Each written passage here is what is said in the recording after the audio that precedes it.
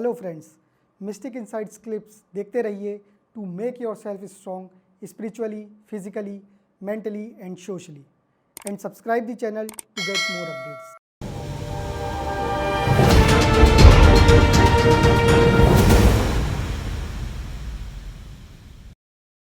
मैं सबसे पहले तो आज का पॉडकास्ट शुरू करना चाहूँगा ये जानने के लिए आपसे कि जैसे कुछ दिन पहले हमारी आपसे बात हुई थी, तो आप अतुल सुभाष जी के घर में फैमिली मेंबर्स को अब देख रहे थे, वहाँ पे उनकी दिक्कतें, प्रॉब्लम सुन रहे थे। तो अभी हाल ही में ही हम लोग एंड वीक ऑफ दिसंबर में बैठे हैं और एक होनहार व्यक्ति को इस देश ने खो दिया है। तो अभी क्या चल रहा है उस केस में और ये सब क्या हुआ, कैसे हुआ, इसके पीछे का कुछ हमें वो चीज़ बताइए जो शायद न्यूज़ चैनलों में भी नहीं आ रही है, क्योंकि आप उनके घर भी गए, आप उनके रिलेटिव से भी बात किए और आपको वो चीज़ें पता है जो शायद सबको नहीं पता या लोग बोल नहीं रहे। तो प्लीज़ थोड़ा। देखिए, देश ने 9 दिसंबर को जी। एक होनहार हीरा अतुल सुभाष खो दिया। बहुत ही दुखद था। जब मेरे को पहली बार इस बारे में पता चला, मैं बहुत रोई सबसे पहले तो। फिर मुझे लगा कि लाखों लड़के मरते जा रहे हैं। हर रोज 100 लड़के मर रहे हैं, लेकिन और फिर भी आखिर बदलाव क्यों नहीं आ रहा? मैं अक्सर इस बात के ऊपर बहुत बार मंथन कर चुकी हूँ। हर जहाँ भी जाती हूँ, चाहे वो आप कहिए कि बुद्धिजीवियों को मिलने, चाहे मिनिस्टर्स को मिलने, वहाँ पे इस डिस्कशन को हर हाल में होता ही होता है कि आखिर क्यों पुरुष मर रहे हैं और आखिर हम क्यों मूक बैठे हैं, हम चुप क्यों बैठे हैं और कब तक चुप रहें? बड़ा सवाल ये है।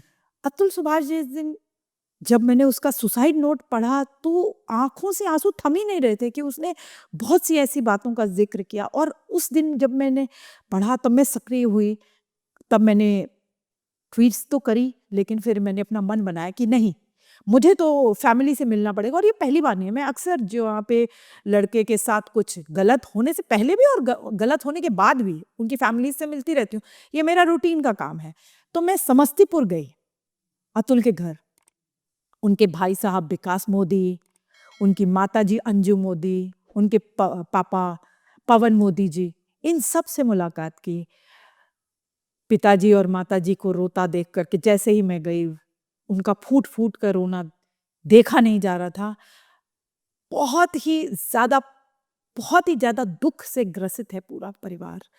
पूरा परिवार को ये बिल्कुल उन्होंने चित चेते में भी नहीं सोचा था। उन्होंने कभी नहीं सोचा था कि उनका जो एक बेटा है, जो बहुत ही लायक बेटा था, जो कि एक बहुत अच्छा एआई इंजीनियर था, जिसकी पढ़ाई-लिखाई वगैरह सब बहुत अच्छी गई, टॉप क्लास। उसकी टीचर्स से मैंने बात करी, उन्होंने भी बहुत प्रशंसा करी। वहाँ के लोगों से बात करी कि बहुत ही सहनशील, बहुत ही अच्छा लड़का था, होनहार लड़का था, फ़ोकस्ड लड़का था, अपने काम में बहुत ज़्यादा ब्रिलिएंट था। तो ऐसे लड़के ने आत्महत्या आखिर क्यों की? ये सोच करके उनसे जब मैं मिली तो उन्होंने ऐसी-ऐसी कहानियाँ बताई, ऐसी-ऐसी इनसाइट्स बताई।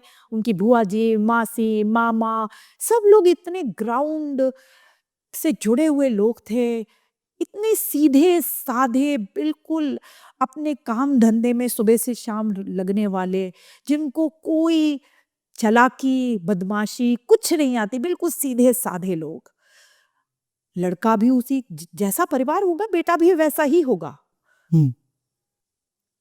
लेकिन किस तरीके से वीडियोस दिखाई, फोटोग्राफ्स दिखाई उनकी माँ जी ने, किस तरीके से क्या-क्या हो रहा था। लड़के ने कितना दुख झेला था, माँ ने दुख देखा था, उस दुख को झेलते हुए लड़के को देखा था। लेकिन माँ, अक्सर माएँ चुप रहती हैं कि सोचती हैं कि लड़के की गृहस्थी बहू बोलती है कि मैं जेल करा दूँगी माँ-बाप को, वो तो सरेआम बोलती ही है, तुम्हारे को ये कर दूँगी, 3 करोड़ रुपए दे दो। तो अगर हमने कुछ बोल दिया, तो कहीं और बातें बिगड़ ना जाए, इसलिए माँ चुप रही, देखती रही, सहती रही, चुपचाप कोने पे बैठी रही। भाई कभी मिलने नहीं जाता था, जो अतुल का भाई विकास, कभी मिलने कोई सरोकार नहीं। पिताजी कभी गए नहीं। एक माताजी, वो भी अगर बहू की डिलीवरी होती है, तो माँयों को जाना पड़ता है, उस उपलक्ष्य में गई थीं, सेवा करने के लिए बहू की। लेकिन वहाँ सेवा नहीं, वहाँ तो गालियाँ ही मिली और हर रोज़ की गालियाँ थी, हर रोज़ की प्रताड़ना थी। लेकिन बेटा होने के बाद टूटा कब परिवार? जब वो बेटे को लेके दूर चली गई अतुल से। एक पिता क्या सिर्फ स्पर्म डोनर है या एटीएम मशीन है? आखिर उनके माँ बाप ने उस बच्चे को पैदा किया था, अतुल को, उसको पढ़ाया लिखाया था अपना पेट काट काट के। 100 रुपए की साड़ी में उन्होंने जीवन काटा कि बच्चा पढ़ सके। क्या आपको लगता है पढ़ाई में कितना खर्चा आता है? उनके 2 बेटे थे, दोनों को पढ़ाना था उन्होंने, तो कितना खर्चा, अपना पेट काट काट के बच्चे को पढ़ाया था इस दिन के लिए कि वो उन्हें जेल भिजवा देंगे। तो उनके कितने अरमान होते एक माता पिता के कि शादी होगी बच्चे की, फिर शादी के बाद उसके बच्चे होंगे। लेकिन इस फैमिली ने तो हमेशा आरोप ही मढ़ते रहे। अगर लड़की का पिता मर जाता है तो उसका भी आरोप अतुल के माँ बाप के ऊपर कि तुम्हारी वजह से मेरा पिता मर गया। अब पूछे कि जीवन की डोर तो भगवान ने अपने हाथ में रखी हुई है, किसी की वजह से कोई मरता है, ऐसे आरोप आप लगाएं और उन्हें दिन रात जलील करें, आखिर उनका कसूर क्या है? तो ये सारी बातें जब सुनी, उनकी मौसी ने बताया कि ऐसा लड़का था जिसके दिल में इतनी करुणा थी कि वो हमेशा दूसरों के बारे में सोचता रहता था कि ये कैसे खुश हो जाए, वो कैसे खुश हो जाए। अतुल ने खुद अपनी पत्नी को पढ़ाया लिखाया। अब बताइए, नौकरी से आकर के अपनी पत्नी को पढ़ा रखे, चूल्हा चौका भी कर रहे हैं, आप पोचे भी लगा रहे हैं, घर में बर्तन धो रहे हैं, बड़े बड़े कुकर धुल नहीं पा रहा, वो आंखों में आंसू लेकर के कुकर भी धो रहा है कि चलो शांति बनी रहे। वाइफ जो एक कॉलिंग का काम करती थी, उसको इस योग्य बनाया, पढ़ा लिखा के इंटरव्यू दिलवाया कि एसेंचर में उसकी नौकरी लगी। ये नौकरी एसेंचर में अतुल ने लगवाई थी, इस दिन के लिए लगवाई थी कि वो अतुल को ही मार डाले। जो लोग भी इसे सुसाइड कह रहे हैं, ये सुसाइड नहीं है, ये मर्डर है। सुसाइड नहीं है, ये मर्डर है। पूछिए कैसे? अपने तिल तिल करके उस लड़के को जलील किया, उसके परिवार को कोसा, उसे मरने के लिए मजबूर कर दिया, और पूरे सिस्टम की फेलियर की वजह से अतुल ने दम तोड़ दिया। क्योंकि अतुल ने सोचा कि पत्नी प्रताड़ित कर रही है तो मैं जाऊंगा, पुलिस में जाऊंगा, कोर्ट में जाऊंगा तो समाधान मिलेगा। तो पुलिस और कोर्ट तो जाने का मौका ही नहीं मिला। उसने 9 केस डाल दिए थे, मल्टीपल केसेस थे अतुल के ऊपर। एक केस खत्म नहीं, दूसरा, तीसरा, चौथा, पांचवा, 9 केसेस। कितनी बार छुट्टियां लेनी पड़ती थी। आज कितनी छुट्टियां ले लेकर के आप कैसे जा सकते? प्राइवेट संस्थान में काम करते हो आप, वो अतुल तो चलिए अफोर्ड कर सकता था, बाहर जा सकता था।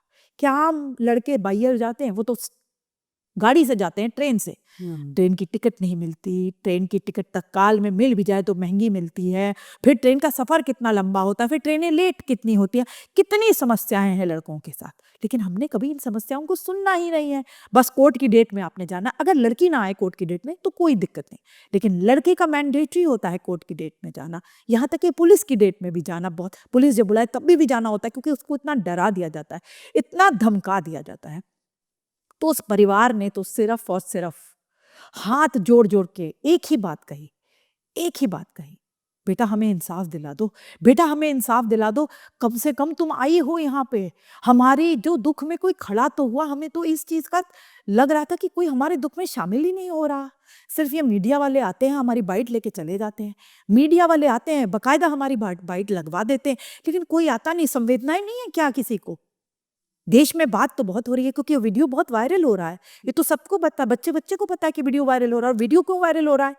क्योंकि अतुल ने ये वीडियो बहुत ही सिलसिलेवार बनाया, काम एंड पोस्ट तरीके से बनाया, बिल्कुल पीसफुल माइंड से बनाया। एक एक चीज को उसने रिकॉर्ड किया, यहाँ तक कि सुसाइड नोट ने भी उसने डॉक्यूमेंट किया हर चीज को, और ये चीजों को ईमेल किया उसने बड़े सुनियोजित तरीके से। हर चीज के अपने पेंडिंग बिल्स खत्म किए, किसी के पैसे देने थे कोई भी, तो सारी चीजें को खत्म किया। यहाँ तक कि उनके घर में जो काम वाली थी, जो माँ के घर में काम वाली थी, उसके बेबी हुआ था, उसने उसके लिए 5,000 रुपए और कपड़े बेचे। अच्छा। इतना करुणा, इतना दयावान लड़का था कि उसको कुछ खाने को सही मिले। क्योंकि आपको पता ही है कि जब पैसे नहीं होते तब महिलाओं को पोषण भी पूरा नहीं मिलता। कई घरों में जहाँ पैसों की दिक्कत है, वे सिर्फ ये दिक्कतें आम है हमारे देश में। लेकिन आज जैसे अतुल ने अपनी जान दे दी ये सोच के कि शायद आगे सब चीज़ें ठीक हो जाएंगी, उनके माता पिता को प्रताड़ित किया जा रहा तो शायद आगे ये चीज़ें बंद हो जाएं, तो अब आपको क्या लगता है आगे इंसाफ मिल रहा है अभी अतुल जी को? कोई क्या? इंसाफ नहीं मिल रहा है। उनकी माँ ने गिड़गिड़ा करके, जबकि जब मैं गई थी तो मैंने ये मीडिया से एक क्वेश्चन रेज़ किया था कि बच्चा कहाँ है? मेरी तो सबसे ज़्यादा टेंशन डे 1 से बच्चे की थी। मैंने अपनी ट्वीट्स में, ट्विटर स्पेसेस में, अन्य अन्य जगहों पे भी बच्चों की बात करी थी और एक संस्कारों की बात करी थी। संस्कारों की बात आपको बाद में बताऊँगी। बच्चे के लिए मैंने बहुत फ़िक्र जताई थी कि आखिर वो छोटा बच्चा है कहाँ? मैंने कहा माँ जेल में, नानी जेल में, मामा जेल में, हुँ, पिताजी तो हैं ही नहीं, वो स्वर्ग में हैं। तो बच्चा कहाँ है? मेरी चिंता तो बच्चा थी, क्योंकि बच्चे के साथ कुछ गलत ना हो जाए। हुँ, बच्चे की जो एक वेल विशर के नाते मुझे लगा कि सबसे पहले तो बच्चे के दादी-दादा को पता होना चाहिए कि बच्चा कहाँ हुँ, है। दादा-दादी के पास, चूँकि अतुल की एक आखिरी इच्छा थी कि मेरी जो वाइफ़ है वो तो निकिता सिंघानिया, वो तो मेरे बच्चे को कोई वैल्यू नहीं देगी, तो मैं अपने बच्चे को वैल्यूज़ देना चाहता हूँ और मेरे माता-पिता ने जैसे मुझे और मेरे भाई को वैल्यूज़ दी, ऐसे मेरी उसको भी, बच्चे को भी वैल्यूज़ मिलेंगी। व्योम व्योम मोदी को वैल्यूज़ मिलेंगी। हुँ, तो मोदी साहब ने क्या गलत सोचा? मोदी साहब ने तो बिल्कुल सही सोचा हुँ, कि वैल्यूज़ होनी चाहिए देश हुँ, में। तो अपने बच्चे के लिए हर पिता अच्छा ही सोचता है, हुँ, इसलिए उन्होंने बोला। लेकिन उनकी माँ उसके बाद फूट-फूट के रोने लग गई कि बेटा बच्चा दिलवा दो, बेटा बच्चा दिलवा दो। बच्चा है कहाँ? हमें तो पता ही नहीं है बच्चा है कहाँ? हमें हमें बच्चा दिलवा दो, हमें बच्चे की शक्ल दिखवा दो। हुँ, मैंने भी उनको बोला, आश्वासन दिया कि माताजी, पिताजी, मैं आखिरी साँस तक इस लड़ाई को लड़ूँगी, मैं आपके साथ खड़ी हूँ। हाँ, और मैं उसी शाम को हम पुलिस स्टेशन गए, वहाँ समस्तीपुर में ही। हुँ, वहाँ हमने एक एफआईआर भी दर्ज कराई, उस बच्चे के लिए चिंता जताई। जब हम पुलिस स्टेशन गए तो वो एफआईआर भी नहीं लिख रहे थे। ख़ैर मैंने उनको बोला कि आप हुँ, ये तो लिखिए आप एफआईआर। उनके पिताजी, हम 3-4 लोग गए थे और उसके बाद उन्होंने, मेरे कहने के बाद, पिताजी के कहने के बाद उन्होंने एक एफआईआर दर्ज करी समस्तीपुर पे। और हम सबको घर आकर के भी यही चिंता थी कि बच्चा कहाँ है? लेकिन मीनवाइल अभी 15 दिन हो गए हैं, हुँ, कुछ पता नहीं बच्चे का। कोई जवाब नहीं? कोई जवाब नहीं आया, कोई कोर्ट से भी कोई जवाब नहीं आया। हुँ, रिमांड भी जल्द ख़त्म होने वाली है, 14 दिन की रिमांड में। जो निकिता सिंघानिया, उसके भाई साहब और उनकी माँ जो गई थीं, वो गई थीं रिमांड में, लेकिन अभी रिमांड चल रही है। जल्द उसके ऊपर भी सुनवाई होगी, वो आगे पता चलेगा। लेकिन मेरा तो अभी भी, मुझे निकिता सिंघानिया और अतुल सिंघानिया का जो बच्चा है, वो कहाँ है इसकी इन्फॉर्मेशन मेरे पास नहीं है। लेकिन मेरे पास एक कॉल आया था जिसमें उन्होंने कहा, एक कॉल आया था और उन्होंने कहा कि ये बच्चा फरीदाबाद में है। अच्छा, तो मैं हैरान हूँ कि बच्चा फरीदाबाद में है, बेंगलोर में है, यूपी में है, कहाँ है? क्योंकि कोर्ट ने इंस्ट्रक्ट किया है हुँ, कि आप देखिए, आपको टाइम देते हैं 7 जनवरी तक बच्चे को पेश करिए। कर्नाटक पुलिस को, हरियाणा पुलिस और यूपी पुलिस, तीनों को बोला गया है हुँ, कि आप बच्चे को पेश करिए। कहाँ है बच्चा किसी को पता नहीं है। मेरा ऐसा मानना है कि पुलिस को तो 100% पता होगा। निकिता से इतनी बात तो पता चल ही गई होगी। ये तो बहुत ही छोटी-सी बात है और बच्चे की चिंता सारे देश को है, वो सारे देश का बच्चा है और जल्द से जल्द दादा-दादी को वो बच्चा मिलना चाहिए। इसके लिए हम भरसक प्रयास कर रहे हैं और आगे भी करते रहेंगे जब तक अतुल का बच्चा अतुल को नहीं मिल जाता और अतुल के हत्यारों को जब तक कड़ी से कड़ी सज़ा नहीं मिल जाती और निकिता सिंघानिया को फांसी नहीं मिल जाती, तब तक हम चुप नहीं बैठेंगे।